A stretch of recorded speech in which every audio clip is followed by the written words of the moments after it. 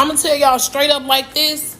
I just got that text that the link is definitely cut the fuck off for November. Y'all better stay the fuck out of my way in these stores. I'm walking out with carts and I'm not paying for shit. Trump, if you want motherfuckers start looting, it's gonna happen. Before my kids go broke in this bitch like Jock, I'm gonna be stealing like it ain't no tomorrow. I am going to go in that store, get everything I get regularly. I'm going to bag my shit up, swipe my link card. As soon as that bitch say ain't no pending balance on there, I'm going to walk the fuck out. And I'm gonna have one of my cousins with me that'll punch your ass so hard you gonna think a Jet 2 holiday hit your bitch ass if you think I ain't finna walk out that store. And please follow me to that motherfucking car if you feeling motherfucking froggy, bitch. You ain't gonna make it back to your motherfucking position at that fucking Walmart store. Hey, welcome to Greatest Media. Really appreciate everybody rolling up. Little spicy video to get you started in the morning. I wanted to play that just to remind you that over the last basically 15 days, the last 15 days of this ridiculous Democrat Schumer shutdown, all of the talk was about SNAP and the fact that 42 million Americans were getting ready to have their SNAP benefits cut off due to lack of government funding. So the reason I played that is because what has come to light since then I don't know that it will shock you. I don't know that it will surprise you. It will anger you. It will probably make you livid. But I don't think it'll come as a huge surprise to anybody who has a functioning frontal cortex. And that is the fact that because of the spotlight that was shined on SNAP during the Schumer shutdown, it has now come to the Department of Agriculture and specifically Brooke Rollins, the Secretary of Agriculture's attention that there is massive fraud in the SNAP program. Go, lo and behold, fraud in a government program. You say, Chris, how could that possibly be? The government is so efficient. It's so good at what it does. Yeah, exactly. So they have discovered now billions of dollars of SNAP fraud, of people gaming the system, of people stealing from the government through SNAP. And we're going to get into that because Brooke Rollins was all over the media circuit in the last 24 hours talking about this fraud that has now been uncovered because of the Schumer shutdown and the giant microscope that it put on SNAP. So basically the fallout from the shutdown, the failed, abysmal Democrat failure of a shutdown continues. The Democrats are fully in the FO of the FAF stage of the FAFO curve, and it is beautiful to see. All right, let's dive right in. I really appreciate everybody rolling up. If you're joining us, please let us know you're here in the comments. Smash that like button for me. Subscribe to the channel if you haven't already. All right, let's dive right in. Brooke Rollins was on several newscasts. One of them was Newsmax. We'll start there first, talking about what they have uncovered in their audit of the SNAP program, primarily because of the spotlight that was shown on it, and now they're taking a look at it. Way to go, Democrats. Yes, this is awesome stuff. Here we go. On day one, when I was sworn in, which was earlier this year in February, the very first thing I did was send letters to every single state in America and said, never before has the federal government asked for the data, but it is a new day. President Trump is the president. We know there's a lot of fraud. We need to help partner with you all to figure out how to make sure that this money and these benefits go to those who truly need it and not rife with fraud and corruption. 29 states, mostly the red states, responded with their data sets February, March, April. So the numbers that you're talking through, those are numbers that we have been collecting and analyzing since early summer, late spring. Okay. The fact that this spotlight shined on SNAP has allowed us to talk about it. But here's the most unbelievable news I have really just over the last few days, that 5,000 dead people, that was just 1 month. The number is closer to 186,000 deceased men and women and children in this country are receiving a check. Now, that is what we're really going to start clamping down on. 500,000 are getting 2. But here's the really stunning thing. This is just data from those 29 mostly red states. Can you imagine when we get our hands on the blue state data, what we're going to find? It's going to give us a platform and a trajectory to fundamentally rebuild this program, have everyone reapply for their benefit, make sure that everyone that's taking a taxpayer-funded benefit through SNAP or food stamps, that they literally are vulnerable and they can't survive without it. And that's the next step here. Wow. Okay. So they've got data from 29 red states. And in that data, they were able to figure out that there are close to 200,000 deceased individuals that are somehow still eating. I don't know how they do it. It's amazing. It's a miracle. They're dead, but they're getting food. In the words of Dennis Miller in one of his comedy skits, isn't it amazing that they let you run all the red lights for your funeral? I'm dead, but I'm early. Hey, I'm dead, but I'm not hungry. Check this out. So you got almost 200,000 dead people getting SNAP, and you've got at least 500,000 that are receiving SNAP twice under different names. So they have absolutely, willfully defrauded the system in order to get more money, get more stuff. And we see reports of people selling their food stamps, selling their SNAP benefits to other people for cash in order to do things like get their hair done or pay for things that were never included in SNAP benefits.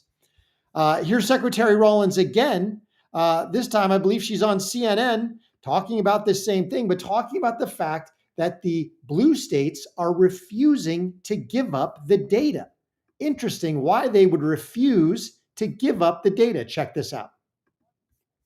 But here's the other thing, Pamela, I think is really important. I've talked quite a bit about this. SNAP is a broken program. SNAP is full of corruption. We found 186,000 dead people. We asked for the SNAP data earlier this year. It has never been turned over to the federal government before. We had 29 states turn it over, mostly red states. 21 states said, no, thank you, we're in litigation. From just those 29 states, we have found again, almost 200,000 dead people. It's remarkable. And I understand. So and the big, sure beautiful bill that passed by Republicans, part of that addressed what Republicans saw as issues with SNAP, and now some people have been taken off the program as a result. But here's the other thing. So it sounds like we're going to need to take a whole lot of people off the program. 42 million people receiving SNAP. Now, with 500,000 people defrauding the system through duplicate checks, another 200,000 defrauding the system through claiming benefits for dead people, that's 700,000 people.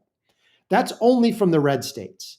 Now, this would be my guess. When they win the lawsuit, because they're providing money, they get to audit the data.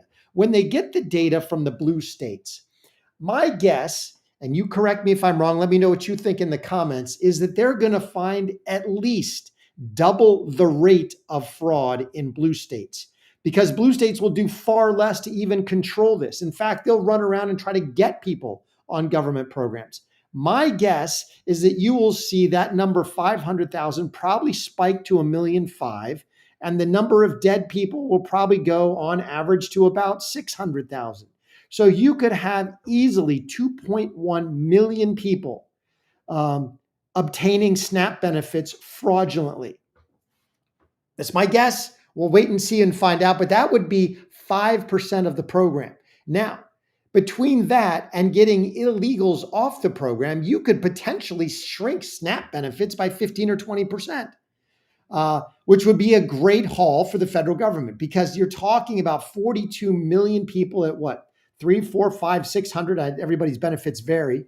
But at 500, that's, $20 billion a month, $200 billion a year. I mean, that's a fifth of the defense budget. It's crazy the amount of money that we're talking about here.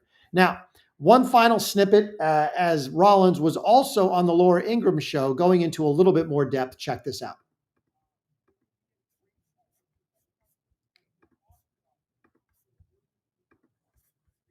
How do we stop this before it starts so they can't even get as far as they get in these schemes? It's overwhelming.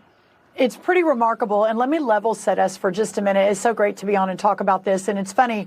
I think, well, funny is probably not the right word, but I do think what the Democrats did not include in their calculation in their insane government shutdown was the fact that this spotlight was going to be shined upon one of their favorite government welfare programs that under Joe Biden increased 40%. Where all that money went, trying to buy elections, we're not 100% sure. But wow, think about that. That is staggering. The program itself increased 40% in 4 years under Joe Biden, where where his administration was actively out trying to get people on the federal dole so that they could have leverage over them voting. This is amazing stuff. I mean, this goes back to seditious conspiracy. How can we destroy a country? If Joe Biden wanted to destroy the country, he wouldn't have done anything differently than he did in his term. That's the problem. We're rolling it back now. On day one, back in February, for me, we sent a letter to every governor saying, send us your SNAP data. All of this money that the federal government, the taxpayers are paying for food stamps, we don't even know where it goes, what happens, what they're doing with it. And we said no more. So 29 states complied and 20 plus others did not. And we're suing. We're in a litigation right now. But of the 29 that complied, what we have found is staggering. 500,000 people getting benefits 2 times under the same name. 5,000 dead people.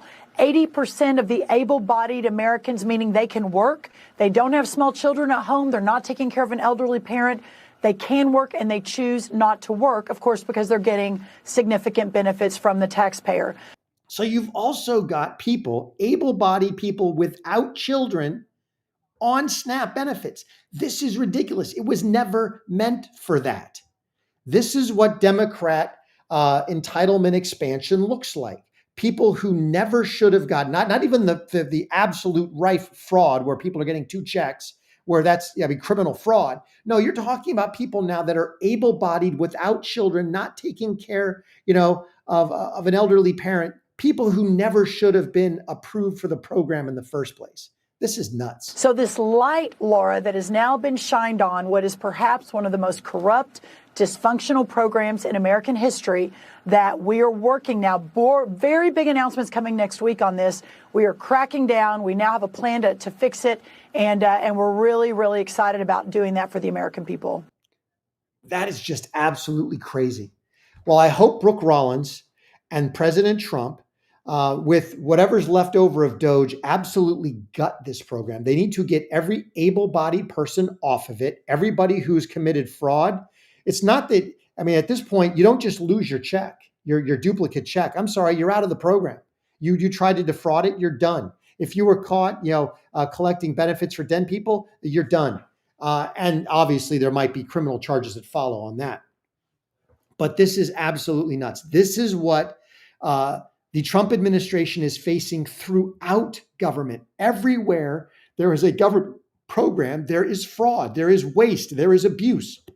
It's absolutely crazy. Cheryl, the person that did the approval, and he's absolutely, I agree. The bureaucrats who approve this stuff, if we can find out that they weren't just duped, that somehow they were lax on their standards, yes, they should absolutely face accountability. And that it might just be that they get fired. Of course, I think we should fire about 1 million government workers so they could just be looped up in that. But if somebody actually willfully approves SNAP benefits where they shouldn't, yes, there should be actual penalties from a potential criminal nature. This is absolutely nuts. I really appreciate you rolling up. Thanks everybody for being here. If you've joined us, if you've never, please subscribe to the channel. Smash that like button for me. We'd really appreciate it. It helps us out with the YouTube algorithm. I've got one more story for you today, and that is the continuation of the dust-up between Donald Trump and the BBC. I want to dive into this story because it has gotten bigger. It has gotten much bigger since the last time we spoke. So check this out. We're going to dive into this story as the BBC pulled a 60 Minutes only to the negative. They actually changed what President Trump said in his speech. This is crazy. Here we go. In the US, of course, has been Donald Trump's threat to sue the BBC now after that Panorama program edited up his January the 6th speech, trying to fit him up as encouraging violence that followed down there at those riots at Capitol Hill. Here's a reminder of what the BBC put to air. We're going to walk down to the Capitol, and I'll be there with you, and we fight. We fight like hell. We're going to walk down to the Capitol, and we're going to cheer on our brave senators and congressmen and women.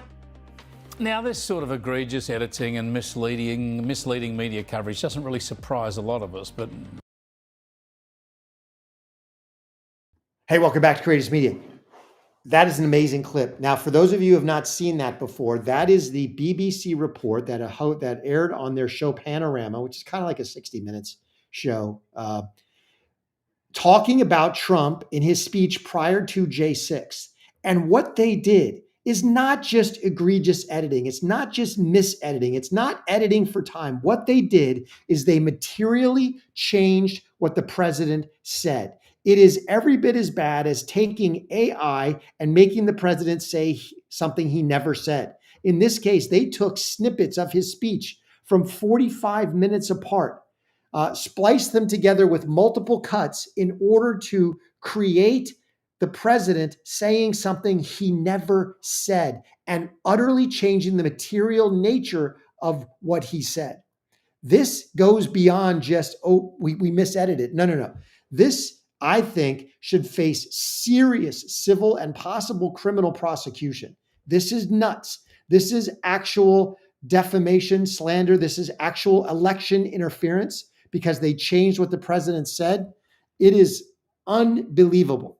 But the BBC is now facing serious problems over this. Now, check this out, because here's Trump on the BBC report that I want you to see before we get into the rest of the report, where we find out that they actually had some off-ramps to this and chose not to take them, and what's been happening, obviously, not obviously, but in the rest of Europe. Check this out.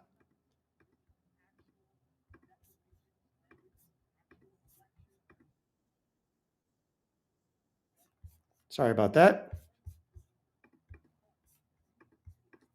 Are you going ahead and suing the BBC? Well, I guess I have to. You know, why not? Because they defrauded the public, and they've admitted it, and their top echelon. Director General and the CEO. This is within one of our great allies. You know, this is supposedly our great ally, BBC. The government has a chunk of that one, I guess, but that's a pretty sad event. They actually changed my January 6th speech, which was a beautiful speech, which was a very calming speech, and they made it sound radical. And they actually changed it. What they did was rather incredible. They're showing me the results later on, the results of what they did, how they butchered it up. But it was very dishonest, and the head man quit, and a lot of the other people We're actually going to... It goes beyond just dishonest. It is, I mean, if there should be a criminal statute against this. You can't just, I mean, if you're editing something for time, if somebody gives a 1-minute answer and you pare it down to a 30-second answer, okay, fine, as long as you maintain the material substance of what the person said. But you cannot splice together different speeches and create something that somebody never actually said. Now, to go back, I believe the BBC has issued an apology for this. As I put to our US contributor, Kristen Tate, Donald Trump certainly won't be taking this lying down. Good for him. I mean, this was broadcast 1 week before the 2024 presidential election here in the United States. Realize that. So it's blatant election interference based on when they actually broadcast it. Now, I want to get into this because I want to talk about the apology as well as the off-ramps that the BBC had to prove just how intentional this was. This was not an accident. This was intentional fraud. Check this out. Scale. Well, it turns out that now it's actually not just the BBC, right? So libs. Sorry about that. Wrong one.